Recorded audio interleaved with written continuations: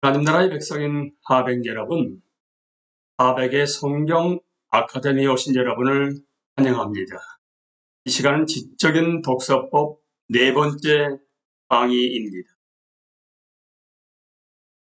네 번째 강의는 모티머 이들레가 제시하고 있는 독서의 단계에서 두 번째 수준인 살펴보기입니다. 독서의 수준을 얘기할 때 1수준, 2수준, 3수준, 4수준 얘기합니다만 여기에 어떤 특성이 있냐 하게 되면 점증적 특성이 있습니다. 그러니까 2수준의 독서라고 해서 1수준이 사라진 것이 아니고 1수준이 이미 내포되어 있습니다. 이게 독서의 2수준은 진정한 읽기 단계에 돌입했다고 말씀드릴 수가 있습니다. 그런데 살펴보며 읽을 때에 독서의 1수준인 기초적인 읽기 능력이 반드시 요구되겠죠. 그러니까 독서의 1수준인 기초적인 읽기 능력의 토대 위에서 살펴보기가 가능한 것입니다. 시간이 많지 않은 상황에서 읽을 만한 가치 있는 책인지 어떻게 알 수 있을까? 예를 들어서 여러분들이 서점에 가셔서 이 책을 읽을 것인가 말 건가를 거기서 결정을 해야 한다면 시간이 많지 않지 않습니까? 그리고 그 시간 안에서 정말로 이 책을 내가 돈을 주고 사야 되는 것이고 또한 사서 읽을 만한 가치가 있는 것인가를 판단하기 위해서는 두 가지의 읽기가 필요합니다. 대충 훑어보기 하고 겉만 핥아보기가 있는데요. 이제 하나씩 살펴보도록 하겠습니다. 그러니까 독서의 이 수준은 어떤 종류의 책인지, 저자의 주된 의도가 무엇인지를 파악할 수 있는 수준입니다.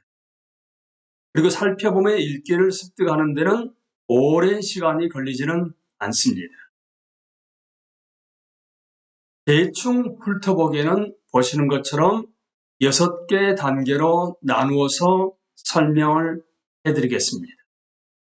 첫 번째가 사실은 속 표지 내지는 서문을 읽어보는 것입니다. 그러니까 책을 골라서 재빨리 살펴보는 것인데요. 재빨리 살펴보실 때 어떤 분야의 책이지? 무엇을 목적으로 썼는 것이지? 주제에 대한 저자의 관점은 뭐고 그 다음에 그 관점이 무엇인지를 보여주는 부제가 무엇인지를 눈여겨보는 것이 여러분 책 표지. 책을 사게 되면 앞에 제목과 그 다음에 뒤에 있는 맨 뒤에 페이지 써져 있는 내용이라든지 그리고 서문을 읽어보는 목적이 바로 거기에 있습니다. 어떤 분야의 책이야? 무엇을 목적으로 썼어? 저자의 관점에 그 주제는 어떤 것이고 주제를 보여주는 부제는 무엇인지를 한번 눈여겨서 살펴보는 것을 얘기합니다. 그러니까 소표지와 서문을 보고 난 다음에 그 다음에 이제 이어지는 것처럼 목차 보기입니다. 좀 글자가 작습니다만은 지금 우리가 교재로 택해서 강의를 하고 있는 이 교서 없는 독서법의 목차입니다. 목차는 일종의 여행 지도로서의 기능인데요. 책의 구조 파악이 용이합니다. 그런데 혹시 여러분들 가운데서 책을 사서 목차를 먼저 훑어보지 않고 책을 보는 습관을 가지고 있지는 않으신지? 많은 사람들이 목차를 전혀 들여다보지 않는다는 사실을 여러분 스스로에 비춰서 한번 판단해 보시기 바랍니다. 어디를 가는데 물론 요즘에는 내비가 있습니다만 그 지도를 미리 보고 가는 사람과 그렇지 않은 사람은 분명히 차이가 있지 않겠습니까? 목차 보기를 하고 난 다음에 이게 맨 마지막에 여러분 색인이라고 있습니다. 색인. 그러니까 그 색인을 보시게 되면 어떤 책에 나온 용어들 또 거기 저자가 참조했던 책이라든지 그 다음에 그 인용했던 책들의 저자를 쭉 훑어볼 수 있는 것이죠. 그리고 스스로가 판단하기에 중요해 보이는 색인에 있는 색인어를 찾아서 그 페이지를 펼쳐서 그 내용이 있는 부분을 읽어볼 수가 있습니다. 그러니까 목차 보기와 함께 색인 보기가 이렇게 의미가 있는 것인데, 이때 페이지 수도 한번 꼭 확인을 해 보실 필요가 있지 않겠습니까? 이제 이어집니다. 이제 표지 광고문 보기입니다.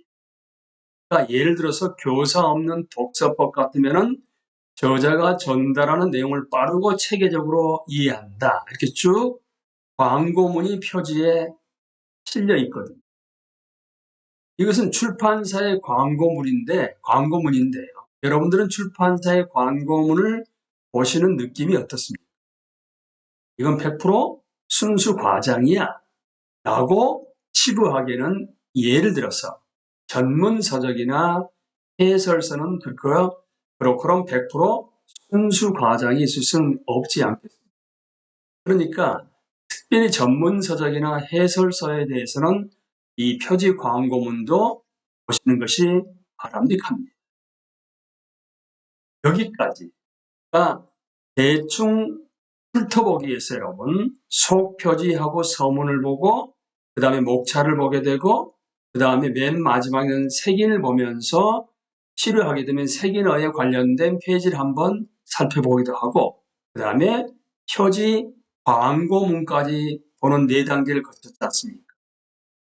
독서 여부의 판단은 이 정도로 하게 되면 충분할 수 있지만 아직은 읽기를 시작하지 말아야 합니다. 논점의 중심장을 읽어볼 필요가 있거든요. 대충 알게 됐지만 아직 그 책의 내용을 자세히 알 수 없는 상태지요. 그래서 4단계를 거치고 난 다음에 5단계로서 중요한 중요한 챕터가 있을 수가 있거든요. 챕터를 들여다보는데 거기에 서두나 끝에 그 장에 대한 요약이 있으면 자세히 읽는 것입니다. 특별히 결론 부분에 대해서는 이런 부분이 중요한 장일 수가 있기 때문에 서두나 끝에 그 장에 대한 요약까지 있으면 자세히 읽어볼 필요가 분명히 있습니다. 그리고 마지막으로 띄엄띄엄 골라서 읽기를 하는 것입니다. 그러니까 중요한 논점을 살펴보고 그 기본적인 내면의 고동소리를 들으면서 책을 뒤적여가면서 읽어보는 것이지요. 앞에서 말씀드렸습니다만 무엇보다 책 본문 내용의 마지막 부분에 2페이지, 3페이지는 꼭 읽어야만 합니다. 그래서 6단계에 걸쳐서 속표지, 서문을 보고 목차를 보고 색인을 보고 그 다음에 표지에 나와 있는 광고문을 보고 난 다음에 웬만큼 이제 파악이 된 상태에서 논점의 중심장을 펼쳐서 쭉 읽어보시게 되는데, 그때 읽어보고 난 다음에도 띄엄띄엄 골라 읽기를 하실 때 중요한 논점을 살펴보는 것입니다. 그럼 책을 뒤적여보는 것이죠. 하지만 여기서 빠뜨리지 말 게 뭐냐 하게 되면 책 본문 내용의 마지막 부분에 2, 3페이지는 꼭 읽어야만 하는 것입니다. 그러니까 굳이 대충 훑어보기에 6단계를 거치도록 권면하고 있는 이유는 책의 주제나 저자의 견해를 명확하게 파악해 내려가는 일종의 탐정 같은 역할이라고도 말씀드릴 수가 있습니다. 이어지게 되면 대충 훑어보기라고 하고 난 다음에는 이제 겉만 훑어보기 단계로 넘어갑니다. 여러분, 처음부터 끝까지 무조건 읽어 내려가는 것입니다. 쉽게 이해되지 않는 부분이 있어도 뭔가를 찾아보려고 하거나 곰곰이 생각해 보려고 하지 말고 처음부터 끝까지 무조건 읽어 내려가는 것입니다. 딴 데로 새게 되면 길을 잃게 되지 않겠습니까? 책을 읽어 나가시는 과정에서 잘 모르는 단어나 이해가 안 되는 문장이 나타나면 어떻게 하라고 여러분은 지금까지 배워오셨습니까? 단어의 의미를 알기 위해서 사전을 찾아보거나 거기서 곰곰이 그 문장의 내용을 곱씹어 본다 하게 되면 거기서 멈춰버릴 가능성이 높습니다. 그러니까 성급하게 이러한 것을 찾아보게 되면 도움을 받기는커녕 오히려 책을 읽는 데 방해가 되는 것이거든요. 그래서 반대로 되지 않고 처음부터 끝까지 쭉 읽어 나가는 것처럼 권만 핥아보기입니다. 아무리 어렵고 두꺼운 책이라도 살펴보기 2단계, 그러니까 대충 훑어보기와 권만 핥아보기를 재빨리 마쳐야 합니다. 흔히 말하는 통독이라고 얘기해주게 되는데 많은 사람들은 이 단계를 속독으로 착각할 수가 있습니다. 속독은 무조건 책을 빨리 읽어 나가는 부분이기 때문에 여기서 우리는 좋은 속독이라는 앞에 수식어, 조운을 붙여보게 되면 뭐든 빨리 읽도록 가르치는 것이 아닙니다. 그의 성격이나 난이도에 따라서 다양한 속도로 읽을 수 있도록 가르쳐야만 하는 것입니다. 다시 한번요. 속독이 의미가 있으려 하게 되면 좋은 속독이어야 합니다. 책의 성격이나 난이도에 따라서 다양한 속도로 읽을 수 있도록 가르쳐야 하는 것입니다. 그런데 속독에도 장점과 단점이 있게 되는데 빨리 읽어야 할 책을 천천히 읽는 낭비는 속독을 통해서 해결할 수가 있습니다. 하지만 어려운 책의 이해를 가로막는 장애물을 속독을 통해서 제거하는 것은 불가합니다. 우리는 지금 책을 읽는 목적이 어려운 책을 이해하기 위해서 독서법을 배우고 있는 것이거든요. 그래서 가장 이상적인 바람직한 읽기라 하게 되면 단순히 빨리 읽는 것이 아니라 책의 종류나 난이도에 따라서 다양한 속도로 책을 읽을 줄 알고 언제 속도를 달리해야 하는지 알면서 읽는 것이 가장 이상적이고 바람직한 읽기입니다. 그러니까 살펴보기는 다시 한번 정리해서 말씀드리게 되면 주어진 시간 내에 빨리 끝낼 수 있는 읽기임과 동시에 이 책을 읽을 것이냐 말 것이냐를 결정하는 목적에 따른 읽기라고도 말씀드릴 수가 있습니다. 그런데 우리가 책을 보다 보게 되면 졸립거나 아니면 거기에 속도가 나지 않을 수가 있기 때문에 모티머 애들러는 우리 눈에 책을 볼 때 움직임의 교정을 이렇게 우리에게 알려주고 있습니다. 책 한 줄을 읽으면서 많으면 우리가 대여섯 번 눈을 멈추게 되는데 그 습관을 바꾸려 하게 되면 엄지와 집게 2개 가운데 손가락을 붙여가지고 책 위에 올려놓고 이제 마치 오른손잡이를 하게 되면 책을 왼쪽에서 오른쪽으로 쭉 이게 움직여 가면서 책을 읽듯이 이쪽 끝에서 저쪽 끝으로 엄지와 집게와 가운데 3개 손가락을 붙여가지고 책 위에서 움직이는 겁니다. 그러면서 이때 눈으로 따라가는 속도보다 약간 빠르게 움직여야 되겠죠.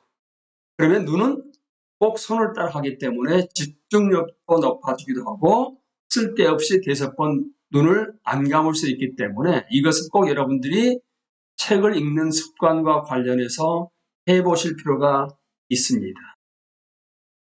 이제 속독과 이해력과의 관계는 이미 파악을 하셨겠습니다만은 분석하면서 이해력을 높인다는 것은 분석하면서 읽지 않는 한 이는 그 글의 내용을 이해할 수가 없다는 것은 명확합니다. 속독이 중요한 것이 아니라 이해력을 높이는 부분이기 때문에 쉬운 책이나 빨리 읽을 수 있는 책이 아닌 경우에 있어서는 오히려 속독이 의미를 가질 수 없게 되는 것이지요. 자, 정리를 해보죠. 독서의 제2수준은 살펴보기, 6단계의 대충 훑어보기하고 건만 핥아보기가 있었습니다. 흔히 말하는 통독으로 얘기할 수가 있는데요. 무엇에 관해 쓴 책인가? 우리가 글을 읽을 때 정해진 속도는 분명히 없지요. 하지만 제한된 시간에 책을 대충 훑어보거나 겉만 핥아보는 것은 언제나 바람직합니다.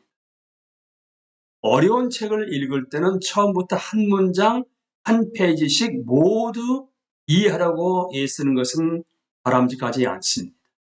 다시 한번 말씀드립니다.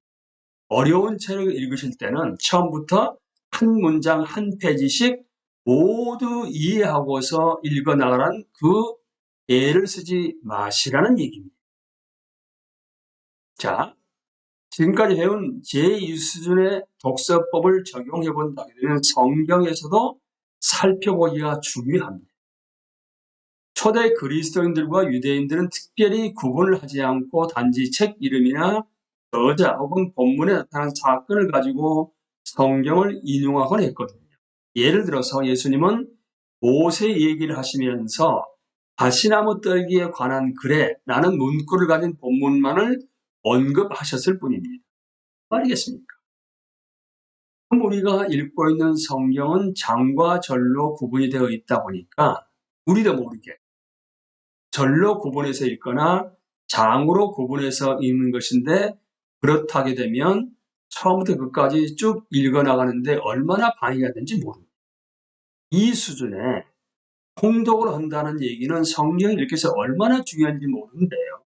성경 살펴보기는 장절에 구애받지 않고 처음부터 끝까지 무조건 읽어 나가셔야만 합니다. 마태복이든지 아니면은 로마서든지 이사야든지 간에 거기에 장절에 구애받지 않고 처음부터 끝까지 쭉 무조건 읽어 나가시는 것이 여러분 통독이요 성경 살펴보기라고 말씀드릴 수가 있습니다.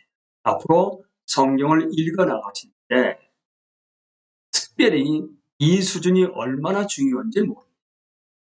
그래서 여러분들은 로마서를 공부하신다거나 아니면 마태복음을 공부하신다거나 창세기를 공부하신다고 했을 경우에 창세기 1장부터 50장까지를 끝까지 무조건 읽어 나가시고 난 다음에 이제 하나하나 장절 구분을 받으면서 하는 것이 여러분 제3수준으로 올라가는 것이기 때문에 꼭 여기서 살펴보기에 통독을 놓치지 마시기 바랍니다. 그래서 서신서라 하게 되면 여러분 편지를 처음부터 끝까지 읽지 누가 중간에 구분해서 단락을 구분해가지고 그것을 나누어서 읽겠습니다. 그 방법을 적용하게 됨으로 말미암아 성경 저자의 의도, 그러니까 하나님이 인간 저자를 통해서 쓰신 그 성경의 저자의 의도를 올바로 파악하는데 제2 수준을 활용하실 수 있는 여러분과 제가 될 수 있게 되기를 예수 그리스도 이름으로 기도합니다.